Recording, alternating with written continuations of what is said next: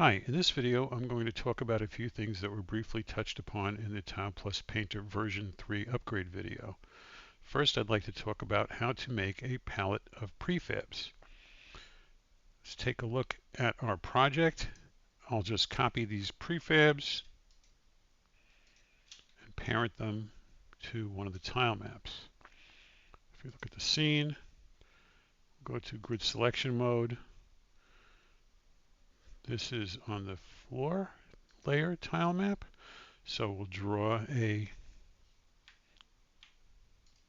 grid selection around these. We'll select the grid selection, click grid selection. You see there's a grid selection here, and you can create a bundle right from this. So I'll do demo, and I'll just create a new folder to put these in. Select the folder. This is the default name for the asset that will be generated. TP bundle tile is described in the documentation. Basically, it's a way to take a bundle and attach it to a regular tile so that when you place the tile, everything in the bundle gets dumped onto the tile map. But we're not doing that here. So I'll say don't hide. You would want to hide it because if you're using it for that purpose, you wouldn't really want it to show up in the painter list of tile bundles. So we'll say don't hide. So it's got our 4 prefabs. If we look at that in the project, look in here, this is our bundle. You can see it's got no tiles but 4 prefabs. And in here has all the prefab, the position, rotation, scale, etc. If we go back into paint mode and we look at our bundle, switch to the scene, pick a different tile map just for fun. You'll see it shows up here. That's the default bundle setting, and we can paint it. Or, and this is how you have a prefab palette, now you've got them listed individually, so you can just place them wherever you want. Now, again, I'll just show how you use modifiers with this. Let's say that you wanted to rotate this particular prefab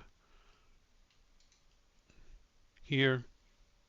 Do Alt-V, you rotated it and scaled it, and you paint it. If you wanted this preset to apply to every prefab, then every prefab you pick while this default is on will work that way. And you'll notice it's capital P. That means there's a prefab default is set. If you click that off, this goes back to a lowercase p. The next thing I'd like to do is talk a bit more about multiple selections and how to use them, because there's a lot of interesting things you can do. I'll clear this. Now let's look at our top-down demo for a minute. We'll use this guy here.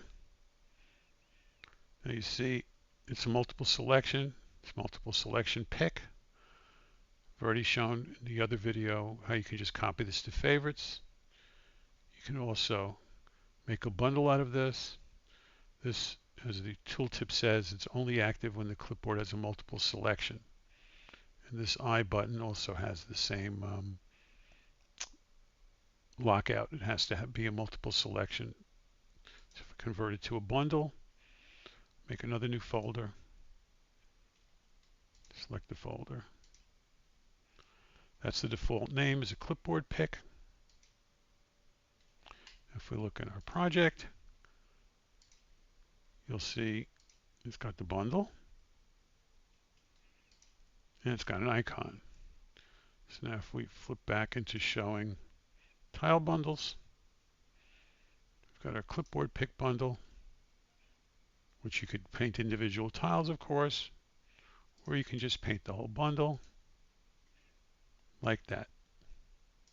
Bundles, incidentally, can't be rotated during preview.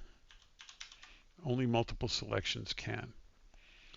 But if you have a bundle and you want to be able to do some of the fancy rotations and so on, you use this little thing here, convert to a multiple tile pick.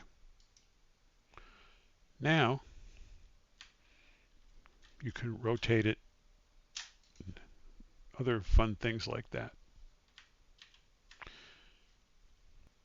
I hope this helps you understand about how to use prefab palettes, which are really handy, and how to make bundles a little bit easier for multiple selections.